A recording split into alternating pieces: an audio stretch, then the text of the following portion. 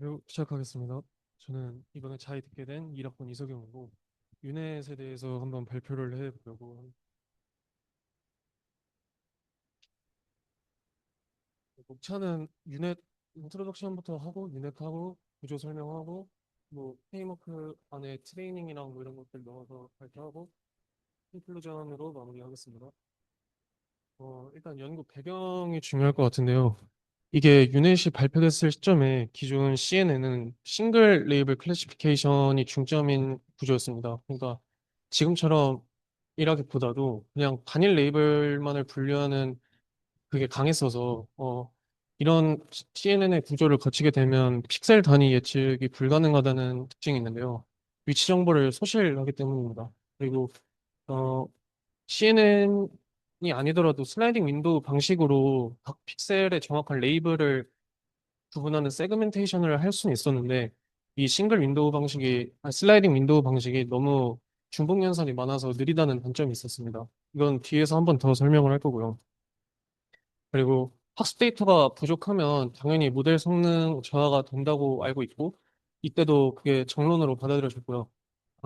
유넷에서 좀 중요하게 여기는 컨텍스트 유즈와 로컬라이제이션 어프로치의 트레이드오프. 그러니까 맥락을 많이 참고를 하려고 하고자 하면 그 로컬라이제이션 즉 픽셀이 어떤 레이블에 해당하는지를 구분하기가 어려워지고 정확도를 높이면 맥락이 좀 줄어드는 맥락을 참고하는 게 줄어드는 뭐 그런 단점들을 가지고 있었는데 유넷에서는 이제 픽셀 단위로 정밀한 로컬라이제이션이 가능하게 됐고 이제 중복도 줄여서 연산 속도도 올렸고 그리고 뒤에 나오겠지만 소량의 데이터로도 높은 정확도를 기록했는데요. 그게 데이터 어그멘테이션이라고 데이터 자체를 강제로 늘리는 겁니다.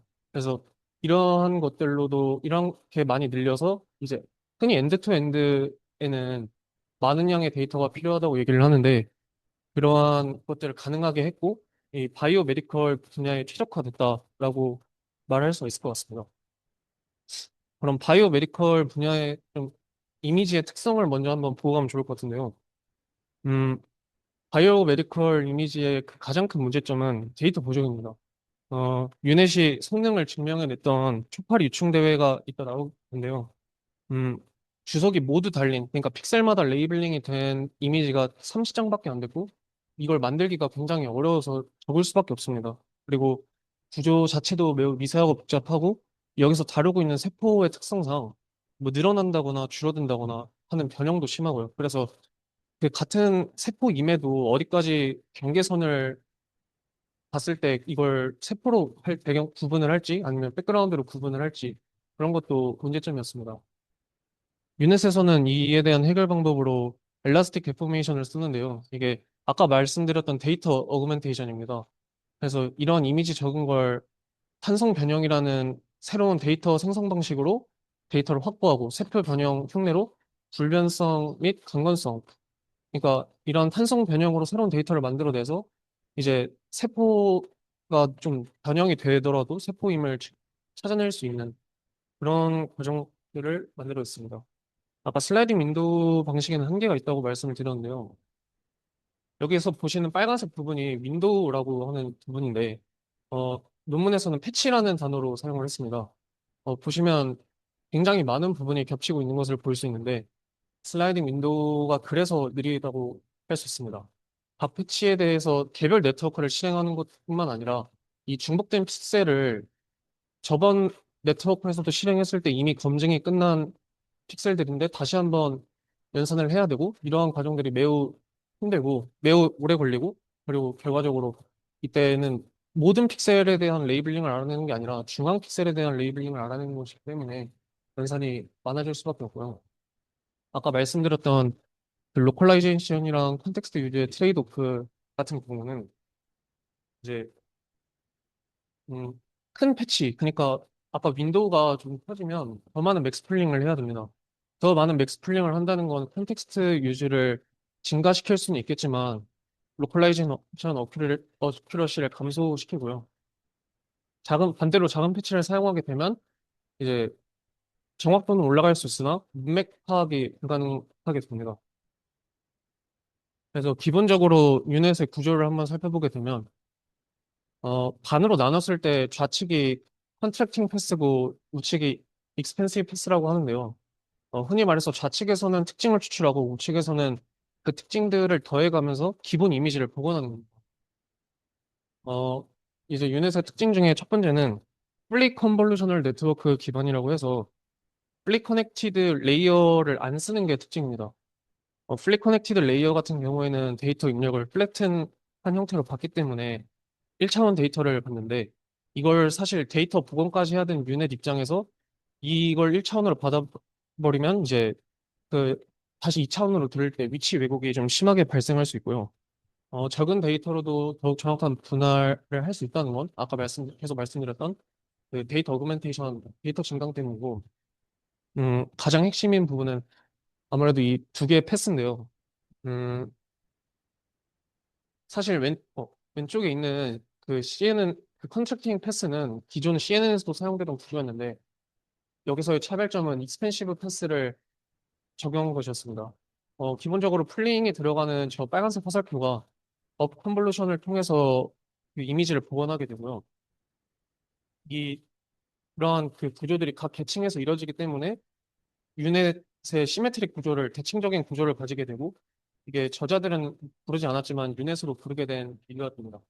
그리고 중간에 회색 화살표가 보이는데 이건 어 아까 수축 경로가 이제 그 고해상도 특징을 추출해 낸다고 말씀을 드렸는데 여기서 가지고 있던 정보를 직접적으로 확장 경로에다가 전달해서 이제 그 정보를 끝까지 가지고 갈 수 있게끔 만들어주는 겁니다.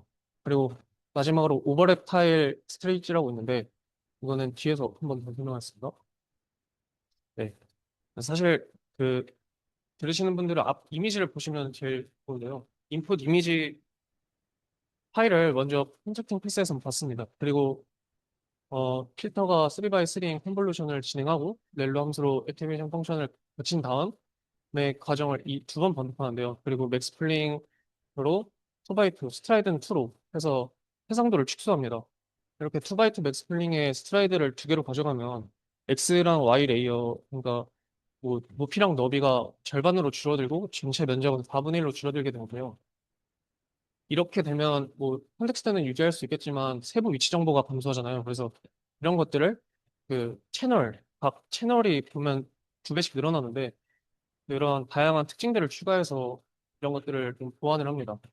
그리고 익스펜시브 패스에서는 초록색 화살표가 업 컨볼루션 2x2인데요. 이거는 컨볼루션이라는 말이 있긴 하지만 엄밀히 말하면 전치 컨볼루션이라고 볼 수도 있습니다. 이게 연산이 좀 추상적이어서 예, 좀 가져오진 않았는데 어, 풀링의 반대의 역할을 업 컨볼루션이 한다고 했는데 풀링은 이제 특징을 추출해서 해상도를 줄여 나가잖아요. 근데 업 컨볼루션은 이제 그 해당 데이터에서 주변 픽셀에 영향을 주면서 그 해상도 자체를 그러니까 음, 그 크기 자체를 늘려가는 것입니다.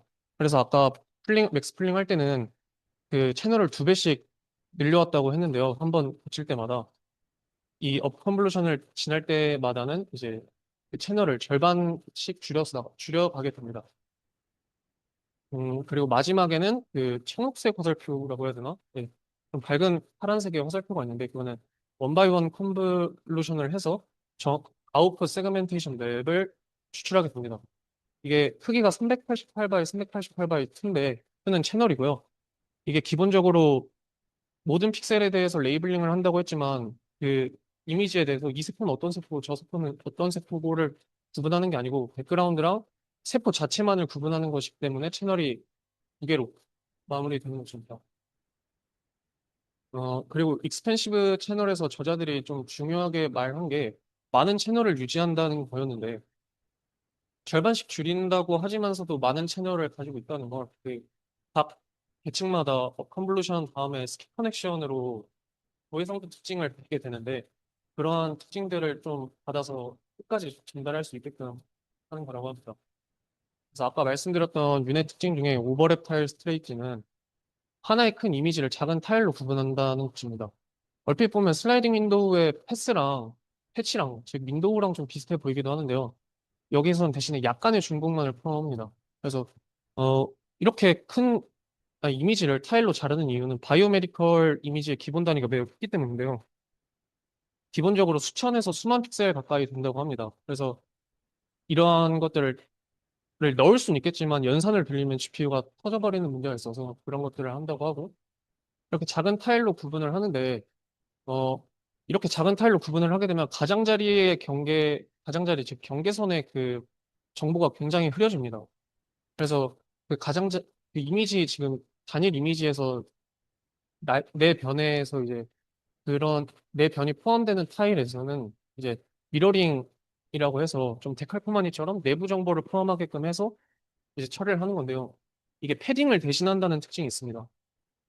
패딩을 대신해서 내부 정보로 처리를 하기 때문에 뭐 제로 패딩이나 원 패딩도 아니라서 이제 이 내부 정보만을 포함하는 즉 토의 정보를 포함하지 않는 이런 특징들을 가져갈 수 있고 그래서 논문에서는 이제 발리드 컨볼루션이라고도 합니다. 어, 그리고 좀 나중에 출력을 보면 미러링된 부분은 이 출력 과정에 포함이 되지 않는다고 이게 아까부터 계속 말씀드렸던 엘라스틱 데포메이션인데요. 한글 말로는 탄성 변형인데 결과적으로는 데이터 증강이다. 입니다. 그래서 데이터 증강을 어떻게 하느냐, 데이터의 수랑 이런 전체적인 것들을 늘리려고 30점밖에 없다고 했으니까 늘리려고 하는 건데요.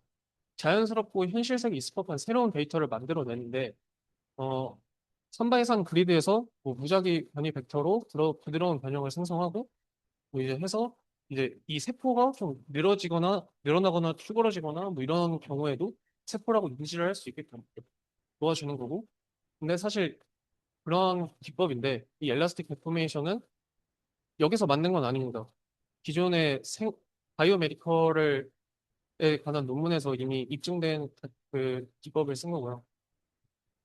웨이트 로스라고 아까 제가 클래스 두 개 나오는 이유가 세포랑 배경 백그라운드가 이제 구분이 되기 때문이라고 말씀을 드렸는데 어 세포 아니면 백그라운드로 구분을 하기 때문에 이게 이 백그라운드랑 세포랑의 그러니까 즉 세포랑 세포가 터칭한다고 얘기하는데 너무 가까운 거리지만 떨어져 있긴 떨어져 있을 때 이걸 세포 한 덩이로 추측을 하면 당연히 안 되겠죠. 그래서 이 백그라운드 레이블 중에서도 세포랑 세포가 가까운 백그라운드 레이블에는 큰 가중치를 줘서 이걸 구분할 수 있게끔 합니다.